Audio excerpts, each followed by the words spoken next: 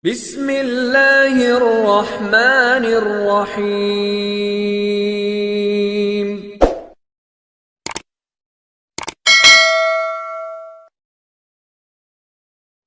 Yang perlu diketahui dalam masalah alam barzah adalah semua orang yang punya dosa,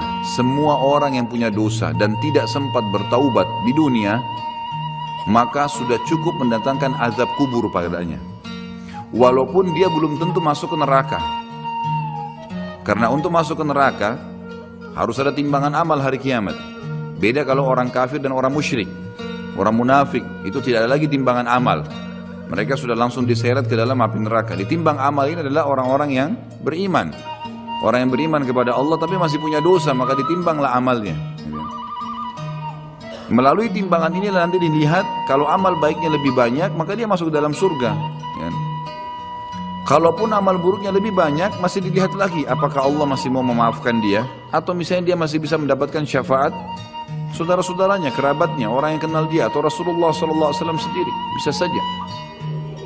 Jadi dia bisa saja selamat ke surga. Jadi untuk masuk ke neraka itu ada proses, tapi azab kubur gak ada prosesnya. Siapapun meninggal punya dosa, teman-teman sekalian, hati-hati. Sekecil apapun dosa itu sudah cukup mendatangkan siksa kubur. Walaupun belum tentu dia masuk ke dalam api neraka. Jadi jangan dianggap remeh. Makanya kisah yang masyhur berhubungan dengan masalahnya adalah kisah Uthman bin Affan radhiyallahu anhu yang pernah menziarahi kuburan lalu terisak-isak menangis seperti anak kecil. Lalu beberapa teman-temannya di zaman khilafah beliau berkata, "Wahai Amir Mu'minin, kenapa anda menangis melihat kuburan? Padahal Nabi SAW sudah menjamin buat anda surga. Dan anda ini siapa? Terkenal anak mantunya Nabi SAW, ya, dapat jaminan surga. Nabi sebutkan lisannya langsung, Uthman di surga, dijamin. Bagaimana bisa anda menangis seperti ini?" Jawaban Uthman radhiyallahu anhu sangat bijak. Orang yang beriman dan berilmu punya jawaban yang tepat. Dia mengatakan, Rasulullah SAW menjamin buat saya surga, tapi tidak menjamin saya selamat dari siksa kubur. Dari mana jaminan saya disiksa dulu di kubur? Nanti saya masuk surga, betul. Tapi di kubur disiksa dulu karena masih ada dosa. Maka pemahaman yang dia keluarkan oleh para ulama tentang tadi saya bilang, dosa itu sekecil apapun sudah cukup untuk membuat adanya siksaan, gitu kan? Itu karena pernyataan Uthman bin Affan yang menyebutkan statement tadi, gitu kan? Jadi kita harus memahami poin ini, teman-teman sekalian. Makanya jangan pernah tunda minta maaf sama orang. Jangan pernah tunda mengembalikan haknya orang lain. Jangan pernah menganggap remeh dosa-dosa kecil. Tidak boleh sama sekali. Karena kita akan lihat nanti salah satu penyebab azab kubur adalah tidak cebok pada saat kencing. Masalah kecil yang dianggap kecil oleh orang, gitu kan? Banyak orang anggap remeh. Maaf, banyak saudara-saudara kita yang membawa taksi, kendaraan umum di luar sana, kemudian kadang-kadang kita lihat di pinggir jalan kebelet kencing, main mampir sembarangan saja, ya, kencing sembarangan, tidak membersihkan dirinya. Ini berbahaya, penyebab azab kubur. Kata ulama, kalau kencing saja itu sudah menjadi penyebab, bagaimana dengan buang air besar? Bagaimana dengan orang junub tidak mandi? Bagaimana dengan hal-hal yang lebih besar lagi? Gitu kan? Karena memahami hukum-hukum syari seperti ini, kalau hal yang kecil saja dilarang, berarti hal yang besar lebih pantas untuk dilarang. Kalau hal kecil saja mendatangkan azab, berarti hal yang lebih besar lebih pantas mendatangkan azab. Jadi harus hati-hati, gitu kan? Kalau amal ibadah kecil kita kerjakan sudah besar pahalanya, bagaimana dengan amal yang wajib misalnya, atau amal yang besar yang kita kerjakan? Kalau umrah fadilahnya besar, berarti haji lebih besar. Kalau sholat sunnah besar, tahajud, maka sholat 5 waktu lebih besar pahalanya, dan seterusnya. Jadi poin-poin ini dalam mukaddimah kita harus difahamin baik-baik, gitu kan? Terutama yang terakhir saya ucapkan tadi, hati-hati teman-teman sekalian. Saya juga tahu diri saya pasti punya salah, tapi saya mengajak diri saya dan jemaah saya untuk beristighfar kepada Allah, bertaubat. Jangan tunda pengembalian haknya orang lain, meminta maaf kalau punya kesalahan. Jangan tunda-tunda, jangan bilang nanti Idul Fitri baru saya minta maaf. Nggak ada perintah dalam agama seperti itu. Sebelum pejamkan mata nanti malam minta maaf semua. Dan orang cerdas adalah orang yang tidak menyiapkan musuh pada hari kiamat. Hati-hati. Jangan siapkan musuh siapapun dia. Jangan pernah caci maki orang lain, jangan pernah anggap remeh orang lain. Sampai Hasan Basri rahimahullah waktu ditanya tentang definisi tawadhu, apa itu tawadhu? Karena Nabi SAW mengatakan, jadi ulama-ulama di Irak sering kumpul membicarakan hal-hal yang mungkin bagi orang awam dianggap biasa gitu, tapi bagi mereka bobotnya besar. Ulama-ulama Irak berkumpul dan Hasan Basri juga hadir situ rahimahumullah. Lalu mereka berkata, malam ini kita diskusikan tentang definisi tawadhu. Karena Nabi SAW mengatakan man tawadhu lillahi rafa'ahu Allah. Dalam hadis sahih riwayat Imam Ahmad dan Abu Daud. Siapa yang bertawadhu kepada Allah, merendah karena Allah, Allah akan angkat derajatnya. Maka setiap orang ulama memberikan definisinya masing-masing sampai akhirnya tiba di giliran Hasan Basri rahimahullah. Mereka berkata, wahai apa pendapat anda wahai ayahnya Abdullah? Ya, maka Hasan Basri mengatakan kalian sudah memberikan banyak sekali definisi. Kalau menurut saya tawadhu ialah jangan kau lihat siapapun muslim di depan matamu, ya, kecuali kau sudah langsung menanamkan dalam dirimu kalau dia lebih baik daripada kamu. Itu tawadhu. Siapapun dia, mau dia cuma mungut-mungut sampah di pinggir jalan, mau dia cuma ini, mau dia cuma itu, tetap kita harus menganggap dia lebih baik daripada kita. Sehingga tidak ada celah untuk menganggap diri kita lebih baik. Dan akhirnya muncul kesombongan. Karena hadis jelas. Hadis yang sahih mengatakan siapa dalam hatinya seperti biji sawi dari kesombongan, maka tidak akan mencium bau surga. Berat, gitu kan? Makanya kita harus kemas diri kita dengan ketawadhuan itu misalnya. Kita merendah, maka harus ini, ya, kembalikan semua hak-hak orang, minta maaf. Kalau pernah mengambil barang orang yang tidak jelas, kembalikan. Kalau tidak, sedekahkan sejumlah itu. Semua selesaikan, jangan ada masalah. Ya, jangan pernah ada masalah, jangan siapkan musuh. Imam Bukhari rahimahullah pernah berhenti berburu hanya karena meleset anak panahnya kena pagar tetangganya, gitu kan? Diajak teman-temannya, kita memanah yuk, berburu. Beliau senang berburu. Kemudian pada saat beliau lagi latihan panah, ternyata anak panahnya sempat mencuil sedikit pagar kayu tetangganya. Lalu dia panggil gulamnya, gulam ini kayak pembantunya, sampaikan ke teman-teman saya kalau saya tidak jadi memanah, saya tidak jadi berburu, dan sampaikan kepada tetangga kalau Bukhari minta maaf. Muhammad namanya tentu, Muhammad minta maaf, gitu kan? Sampaikan dan siap mengganti pagar yang rusak itu. Begitu pembantunya Imam Bukhari datang ke tetangga tersebut lalu berkata, ya Syekh Imam Bukhari menyampaikan maaf karena pagar anda tercuil, diperlihatkan. Lalu tetangganya tersenyum dan berkata, jangankan pagar saya, rumah saya semua buat Imam Bukhari. Saya tidak perhitungan dengan masalah itu. Waktu pembantunya Imam Bukhari kembali ke rumahnya, apa yang terjadi? Lihat orang soleh dan orang beriman, tahu dan yakin dengan adanya siksa dan azab kubur, tahu ada akhirat dan hisab. Maka apa yang terjadi? Imam Bukhari sujud syukur kepada Allah, kemudian bersedekah sekian ribu dirham, hanya karena tidak jadi ada musuh dari tetangga yang dia cuilkan pagarnya. Coba teman-teman, berapa banyak sendal yang ngantung injak? Hah? Berapa banyak air yang kepercik kena orang lain? Berapa banyak ini, berapa banyak itu? Berapa banyak yang kita anggap remeh mengambil karena teman punya dan seterusnya. Ini hati-hati, jangan siapkan musuh hari kiamat. Azab kubur datang kepada siapapun yang masih punya dosa. Dan dosa ada hubungannya dengan Allah subhanahu wa ta'ala, ada hubungannya dengan makhluk. Kalau berhubungan dengan Allah azza wa jalla, kita bertaubat kepada Allah. Allah maha pemurah, dia akan terima taubat hamba-hambanya asal ikhlas. Tapi dengan makhluk nggak bisa. Mencuri, menggunjing, memfitnah, ya, mengambil, memakan, ya, merusak namanya orang lain, ini nggak boleh. Ini harus selain taubat kepada Allah, meminta maaf kepada orangnya. Nah, ini tidak boleh ditunda, ini nggak ada gengsi di sini. Jadi ini manfaat yang sangat besar dalam muqaddimah pembahasan masalah azab kubur. Kita dengarkan dalilnya. Dalil-dalil naqli secara wahyu disebutkan oleh Syekh Abu Bakar rahimahullah. Yang pertama, berita dari Allah subhanahu wa ta'ala tentang kenikmatan dan azab kubur. Seperti di dalam firman-Nya disebutkan, surah Al-Anfal ayat 50-51, A'udzu billahi minasyaitonir rajim, walau tara idh yatawaffal ladina kafarul malaikatu yadribuna wujuhahum wa adbarahum wa dhuqu adzabal hariq. Dzalika bima qaddamat aydikum wa anna Allah laisa bidzallamin lil 'abid. Kalau kamu melihat, kalau seandainya kalian bisa melihat, kata Allah azza wajal, bagaimana para malaikat mencabut jiwanya orang-orang kafir dan memukul, seraya memukul muka dan belakang mereka, bokong mereka, dan dikatakan pada saat itu rasakanlah oleh kalian siksa neraka yang membakar. Tentulah kalian akan merasa ngeri. Demikian itu disebabkan oleh perbuatan tangan kalian sendiri. Sungguhnya Allah sekali-kali tidak menganiaya hambanya. Kata ulama tafsir yang dimaksud adalah pada saat dicabut ruhnya, dihantam wajah dan bokongnya, kemudian dirasakan rasa panas. Pada saat dimasukkan ke kuburan, dia akan merasakan juga panasnya api sampai dibangkitkan pada hari kiamat. Ini makna tafsir dari ayat. Juga dihubungkan dengan yang lainnya adalah Allah subhanahu wa ta'ala menutup ayat ini sambil berkata, itu karena perbuatan tangan kalian sendiri. Kata ulama tafsir, Allah azza wa jalla dengan kemahamurahannya, walaupun orang kafir, Fir'aun menantang Allah menganggap dirinya Tuhan, masih didakwahi dan sampai detik terakhir sebelum dia ditenggelamkan masih diberikan kesempatan untuk taubat. Makanya kata Nabi SAW, wala yahliku illa halik, tidak ada orang yang masuk neraka kecuali orang yang bobrok, karena sampai dia mau meninggal sinyal Allah terus datang untuk taubat. Baik dari lisannya orang lain kah, fenomena yang terjadi kah, ada saja.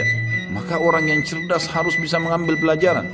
Teman-teman, ulama juga menitikberatkan begini, setiap azab Allah akan datang yang besar, Allah selalu datangkan azab yang kecil sebagai peringatan. Sebelum seseorang itu rubuh hotelnya, terbongkar aibnya karena dia berzina, akhirnya dibuka orang seluruh dunia bisa melihat, maka pada saat pertama dia mau berzina, Allah Subhanahu wa ta'ala tanamkan rasa takut dalam dirinya, khawatir ketahuan.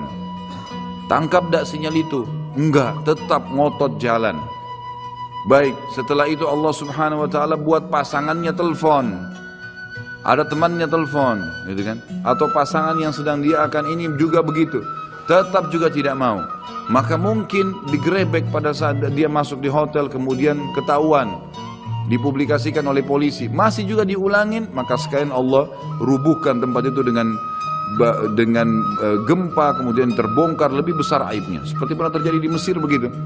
Akhirnya rubuh sebuah hotel yang memang selalu dipakai untuk zina, dan banyak sekali, subhanallah, dengan hikmah Allah, orang-orang yang berzina meninggal sementara mereka lagi berzina dan tidak rusak badannya di hotel itu, sementara hotelnya hancur. Allah datangkan azab yang besar setelah datang tahapan-tahapan yang kecil. Harus sadar, Allah juga datangkan keimanan yang sangat besar setelah kita berusaha mendatangi iman-iman yang kecil, gitu kan? Berbuat dulu amal-amal soleh, nanti Allah akan datangkan keimanan. Terus kita jaga, akan datang keimanan yang besar sekalian, yang akhirnya kita sudah betul-betul siap untuk berkorban di jalan Allah Subhanahu wa ta'ala. Jadi ini yang dimaksud dengan firman Allah tadi di penutupan ayat Al-Anfal ayat 51, itu adalah perbuatan tangan kalian sendiri. Sampai sebelum meninggal, sebenarnya kalian masih bisa selamat dari azab kubur, dari azab akhirat, dari siksaan malaikat dalam mencabut ruh, asal memang kalian dasarnya taubat. Kemudian firman Allah Subhanahu wa ta'ala juga di dalam surah Al-An'am ayat 93 sampai 94. A'udzu billahi minasyaitonir rajim, walau tara idz zalimuna fi gamaratil mauti wal malaikatu basitu aydihim akhriju anfusakum al-yawma tujzauna 'adzabal huni bima kuntum taquluna 'alallahi ghairal haqqi wa kuntum an ayati tastakbirun. وَلَقَدْ جِئْتُمُونَا فُرَادَى كَمَا خَلَقْنَاكُمْ أَوَّلَ مَرَّةٍ وَتَرَكْتُمْ مَا خَوَّلْنَاكُمْ وَرَاءَ ظُهُورِكُمْ وَمَا نَرَى مَعَكُمْ شُفَعَاءَكُمُ الَّذِينَ زَعَمْتُمْ أَنَّهُمْ فِيكُمْ شُرَكَاءُ لَقَدْ تَقَطَّعَ بَيْنَكُمْ وَضَلَّ عَنْكُمْ مَا كُنْتُمْ تَزْعُمُونَ. Alangkah dahsyatnya sekiranya kalian bisa menyaksikan bagaimana orang-orang zalim. Zalim di sini kata ulama masuk kafir dan fasik. Fasik ini muslim, masih banyak dosanya, tidak sempat taubat. Kalau kalian bisa melihat bagaimana pada saat mereka berada dalam tekanan-tekanan sakaratil maut, proses dicabutnya ruh, sedang para malaikat memukul dengan tangannya sambil berkata, keluarkan nyawa kalian. Di hari itulah kalian akan dibalas dengan siksaan yang menghinakan. Siksaan mulai dari cambukan malaikat, masuk di alam barzakh, kemudian nanti di akhirat. Karena kamu selalu mengatakan terhadap Allah perkataan yang tidak benar, dan karena maksudnya setiap kali diingatkan ini Allah larang loh, nggak apa-apa, ini Allah perintahkan, ya sudah kamu aja yang kerjain. Selalu berkata yang tidak benar terhadap Allah. Dan juga kamu selalu menyombongkan diri terhadap ayat-ayatnya. Dan sesungguhnya kalian datang pada kami pada saat ini sendirian, sebagaimana kalian kami ciptakan pada mulanya. Dan kalian tinggalkan di belakang kalian di dunia apa yang telah kami karuniakan kepada kalian, rumah, kendaraan, harta dan seterusnya, dan kami tiada melihat beserta kalian pemberi syafaat yang kalian anggap bahwa mereka itu sekutu-sekutu Allah di antara kalian. Mana teman-teman, mana patung yang disembah, mana jimat yang dipakai, mana jin yang sering dipanggil. Kata Allah, tidak ada mereka semuanya. Sungguh telah terputuslah pertalian antara kalian, dan telah lenyaplah dari kalian apa yang dahulu kalian anggap sebagai sekutu Allah. Ayat ini menjelaskan kepada kita ada proses kematian dan pindahnya ke alam barzah. Kemudian surah At-Taubah ayat 101 berbunyi, a'udzubillahi minasyaitonirrajim, sanu'adzibuhum marrataini thumma yuradduna ila 'adzabin 'adzim Nanti mereka akan kami siksa 2 kali, kemudian mereka akan dikembalikan pada azab yang besar. Di sini dimaksud kata ulama tafsir, kami akan berikan mereka azab 2 kali di alam barzah dan di alam akhirat bagi orang-orang yang kafir. Ya. Ini berarti penyebutan ada 2 kali siksa, di alam kubur ada siksa dan juga ada di akhirat nanti. Kemudian surah Ghafir ayat 46, ini cerita Allah SWT sampaikan tentang Fir'aun. Disiksa dulu di alam barzah, baru kemudian dimasukkan ke neraka. Jadi 2 kali juga diazab.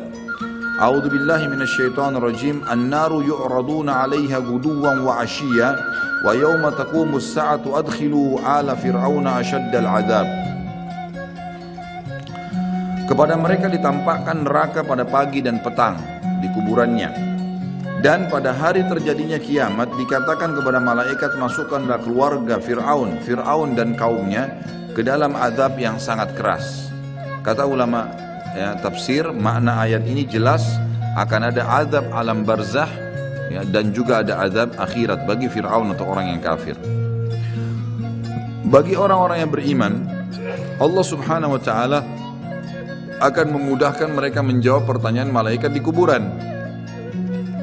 Dan itu Allah sebutkan dalam surah Ibrahim ayat 27. Berarti ada proses di alam barzah. Kalau tadi orang-orang kafir dan fasik itu tersiksa, maka ini adalah orang-orang beriman bisa menjawab pertanyaan. Kata Allah Subhanahu wa taala, "A'udzu billahi minasyaitonir rajim. Yutsabbitullahu alladziina aamanu bil qawli tsabiti fil hayatid dunya wa fil akhirah wa yudhillullahu adh-dhalimin wa yaf'alullahu ma yasha'." Allah meneguhkan iman orang-orang yang beriman dengan ucapan yang teguh di dalam kehidupan dunia dan di akhirat. Kata ulama tafsir, kehidupan dunia adalah orang-orang beriman kalau pelajari agamanya, setiap kali ditanya kenapa kamu sholat, kenapa kamu puasa, kenapa kamu jujur, kenapa kamu begini, maka dia bisa menjawabnya di dunia dan di akhirat. Kata ulama tafsir, akhirat adalah pertanyaan malaikat di kuburan dan juga nanti pada saat ditimbangan amal hari kiamat. Dan Allah menyesatkan orang-orang zalim dan berbuat apa yang dia kehendaki. Maksudnya orang-orang zalim tidak bisa menjawab pertanyaan malaikat di dalam kuburan. Ini semua ayat-ayat Al-Quran yang menjelaskan tentang adanya azab atau alam barzah, ada azab dan ada nikmatnya. Kita dengarkan hadis Nabi SAW. Poin kedua dalam kitab kita ini adalah informasi Rasulullah SAW mengenai hal itu. Seperti dalam sabdahnya, "Innal abda idza wudi'a fi qabrihi wa tawalla anhu ashabu wa innahu la yasma'u qar'ani 'alihim atahu malakani fayaq'idani fayaqulani lahu ma kunta taqulu fi hadha ar-rajul li Muhammadin sallallahu alaihi wasallam fa amma al-mu'minu fayaqul ashhadu annahu abdullahi wa rasuluhu fayuqalu lahu unzur ila maq'adika minan nari qad ab'adaka Allah bihi maq'adan qad abdalaka Allah bihi maq'adan minal jannati fayarahuma jami'a wa amma al-munafiqu aw al-kafiru fayaqulani lahu ma kunta taqulu fi hadha ar-rajul fayaqulu la adri kuntu aqulu ma yaqulu an-nas fayuqalu lahu la daraita wa la talait wa yudrabu bi matariqa min hadidin darbatan fayasihu sayhatan yasma'uha man yalihi min ghairi thaqalain." Sesungguhnya seorang manusia apabila telah diletakkan di dalam kuburnya dan ditinggalkan oleh para pengantarnya, sesungguhnya ia masih mendengar bunyi gesekan sendal mereka. Lalu ia didatangi oleh 2 malaikat, kemudian 2 malaikat itu mendudukkannya dan berkata kepadanya, "Bagaimana menurut keyakinanmu tentang laki-laki itu?" Yang dimaksud adalah Nabi Muhammad SAW. Maka seseorang mukmin akan menjawab, "Aku bersaksi bahwasanya dia adalah hamba dan utusan Allah." Lalu dikatakan kepada mayat tersebut, "Lihatlah tempat dudukmu dari neraka telah diganti oleh Allah dengan tempat duduk dari surga." Si mayit pun melihat kedua tempat tersebut. Adapun terhadap orang munafik atau orang kafir, maka kedua malaikat akan bertanya kepadanya, "Bagaimana menurut keyakinanmu tentang laki-laki itu?" Maksudnya Nabi Muhammad SAW. Maka ia akan menjawab, "Aku tidak tahu. Aku mengikuti apa yang diyakini banyak orang." Lalu dikatakan kepadanya, "Kamu tidak tahu dan juga tidak mengikutinya." Sambil dipukul 1 kali dengan palu yang terbuat dari besi, sehingga ia berteriak keras dan dapat didengar oleh semua makhluk kecuali jin dan manusia. Hadis ini riwayat Imam Bukhari. Ditambah dengan riwayat yang lain, sama juga sahih, kata Nabi SAW, lalu malaikat mencambuknya dengan besi. Ini tidak disebutkan dalam buku sini, saya tambahkan, ditambukkan dengan besi yang semua makhluk Allah mendengarkan kecuali jin dan manusia. Dan kalau jin dan manusia mendengar pencambukan tersebut, maka mereka akan meninggal seketika karena kerasnya cambukan itu. Hadis ini menjelaskan kepada kita tentang adanya azab kubur. Selanjutnya hadis Bukhari juga, di mana Nabi SAW bersabda, "Idza mata ahadukum urida alaihi maq'aduhu bil ghadati wal 'ashi. In kana min ahli an-nar fa min ahli an-nar fa yuqalu lahu hadha maq'aduka hatta yab'atsaka Allahu ila yaumil qiyamah." Apabila salah seorang dari kalian meninggal, maka ditampakkan kepadanya tempat duduknya di waktu pagi dan petang. Jika orang itu termasuk penghuni neraka, maka tempat duduknya dari penghuni neraka, lalu dikatakan kepadanya, inilah tempat dudukmu sampai Allah membangkitkanmu nanti pada hari kiamat. Jadi sambil disiksa, sambil diperlihatkan pada pagi dan sore hari tempatnya di api neraka. Perlu kita tahu juga, ulama memberikan gambaran setiap manusia, beriman atau kafir, mereka punya tempat di surga dan di neraka. Kita semua ini punya tempat di surga dan di neraka. Dua-duanya kita,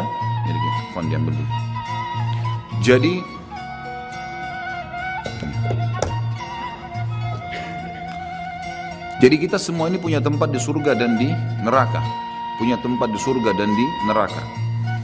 Kalau seseorang mukmin meninggal dunia, maka tempatnya di surga ditempati oleh dia dan tempat di neraka diberikan kepada orang kafir. Kalau dia meninggal dalam keadaan kafir, atau dia munafik, atau dia musyrik, kekal di api neraka, maka dia akan mendapatkan tempatnya di neraka dan tempat yang di surga diberikan kepada orang-orang yang beriman. Karena hadis ini menjelaskan kepada kita, tempatnya diberikan yang di neraka misalnya, tempatnya diberikan yang di surga, gitu kan, diberikan, maka diberikan kepada dia tempat yang layak dia dapatkan. Kalau dia beriman tapi masih punya dosa, layak masuk neraka dulu, maka dia akan tempati tempatnya di neraka. Setelah dosanya bersih baru dia masuk ke dalam surganya. Seperti itu memahami makna daripada hadis tadi. Kemudian juga ada hadis yang lain, tidak disebutkan dalam buku ini, saya sebutkan, kata Nabi SAW, kalau seseorang mukmin meninggal dunia maka akan datang kepadanya 3 sosok malaikat. 2 malaikat rahmat kiri kanan membawa kain kafan dari surga, dan 1 malaikat maut di ubun-ubun kepalanya yang mengatakan kepadanya, hai jiwa yang baik, kembalilah kepada rahmat dan pengampunan Tuhanmu. Maka ruhnya keluar lebih mudah daripada air dari mulut kendi. Kemudian ditangkap oleh malaikat rahmat dan dibungkus dengan kain kafan dari surga, lalu dibawa ke langit. Begitu menembus 7 lapis langit, setiap malaikat di langit berkata kepada malaikat rahmat, siapa ini? Sungguh mulia ruh ini. Kata Nabi SAW, karena ruhnya mengeluarkan wangi yang lebih wangi daripada bau kasturi. Dan insya Allah mudah-mudahan kita termasuk di sini. Lalu berkata Nabi SAW, semua malaikat berkata, semoga Allah membuat ruh ini lewat di sisi kami. Lalu sampai di langit ke-7, terdengar suara dari langit, ini tidak dijelaskan, Allah langsung yang menyampaikan atau malaikat yang menyampaikan pesan Allah. Maka dikatakan, catatkan hambaku ini termasuk penghuni surga, kembalikan di dunia, di sana saya ciptakan, di sana pula saya akan bangkitkan. Diantarlah jenazahnya, ruhnya bersama jenazahnya diantar oleh kerabatnya, lalu 3 langkah pengantar masih meninggalkan tempat tersebut, dia masih mendengar suara sandal mereka. Sampai setelah 3 langkah, maka malaikat datang mendudukkan dia lalu bertanya, siapa Tuhanmu, siapa nabimu, apa kitabmu? Kalau dia orang mukmin, dia menjawab sebagaimana tadi dalam Al-Quran yang disebutkan dalilnya ya, yang dalam surah Ibrahim ayat 27 itu. Kata Nabi SAW, kalau kalian mau bacalah ayat itu, yuthabbitullahu alladhina amanu bil qawli tsabit fil hayatid dunya wa fil akhirah. Al-ayah. Allah akan tetapkan di lisan orang-orang beriman untuk menjawab pertanyaan di dunia dan juga di akhirat. Akhirat termasuk alam barzah. Maka dia jawab, Tuhanku Allah, Nabiku Muhammad, kitabku Al-Quran. Setelah itu dibukakan baginya pintu neraka.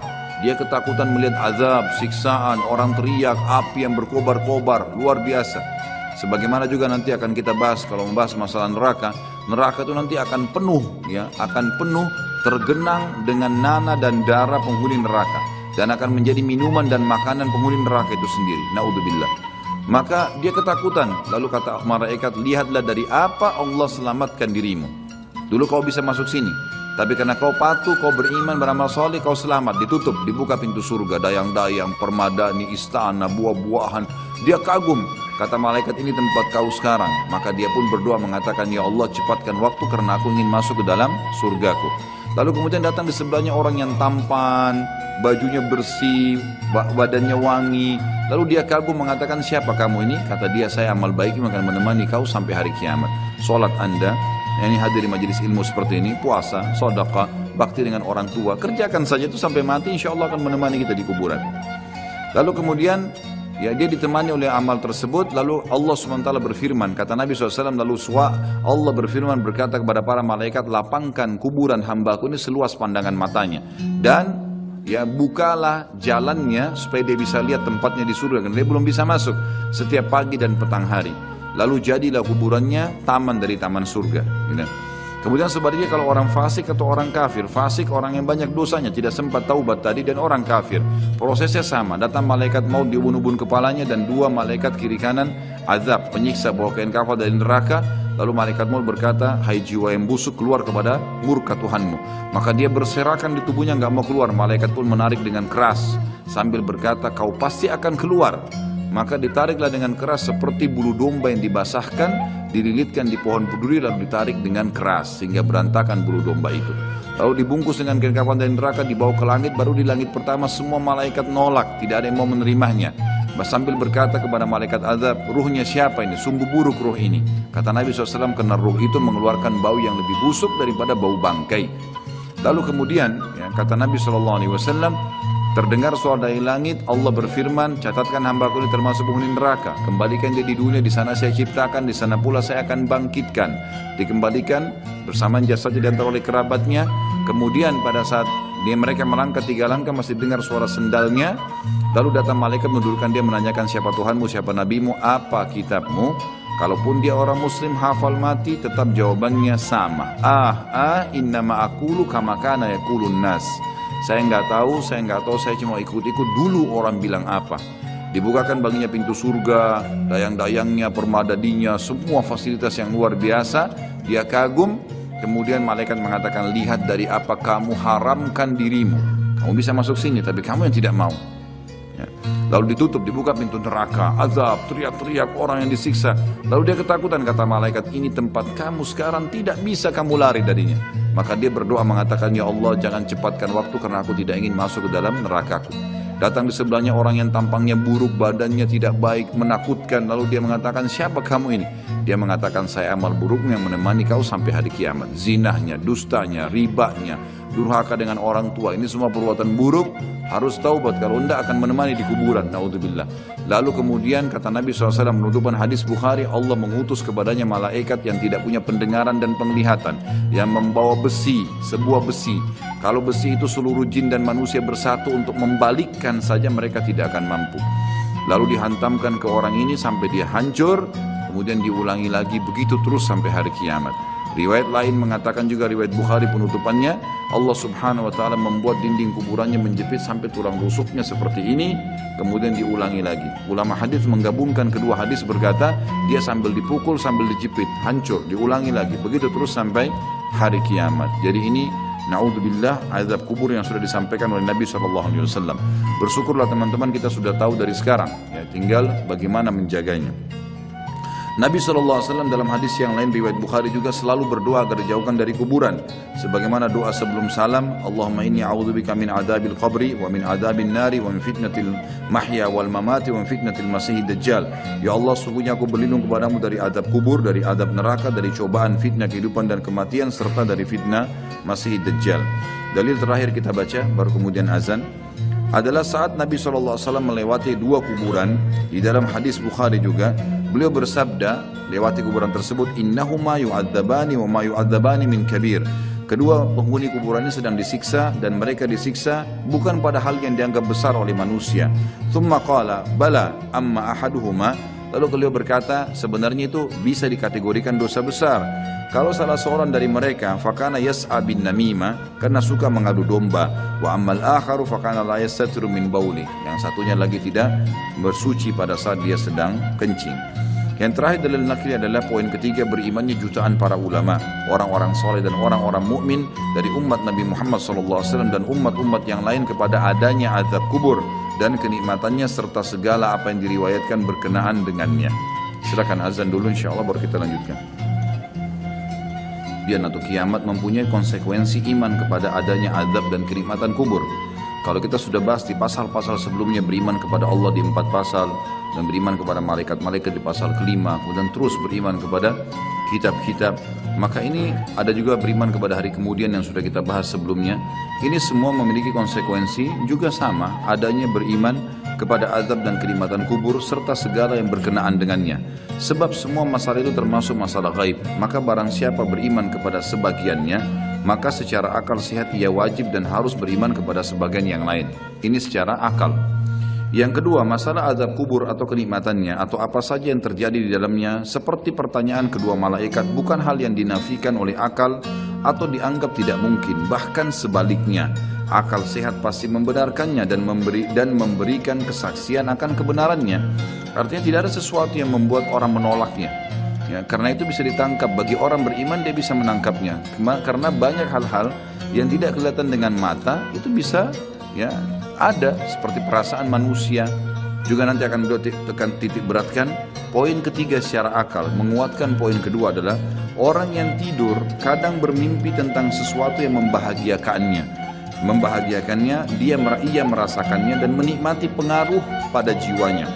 Hal ini ia akan bersedih dan prihatin jika ia terbangun di saat sedang asyik bermimpi.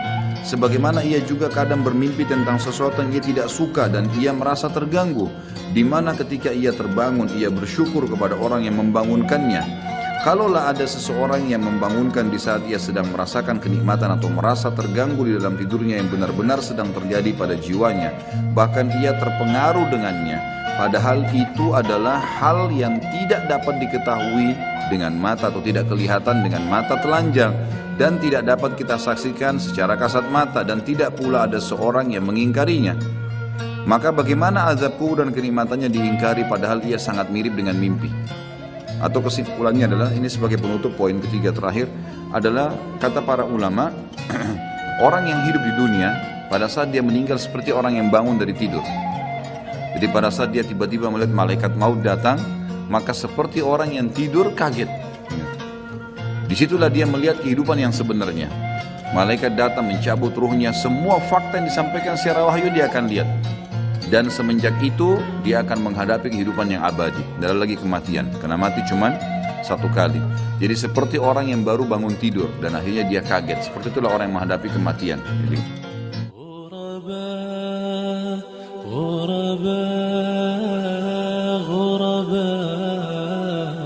غرباء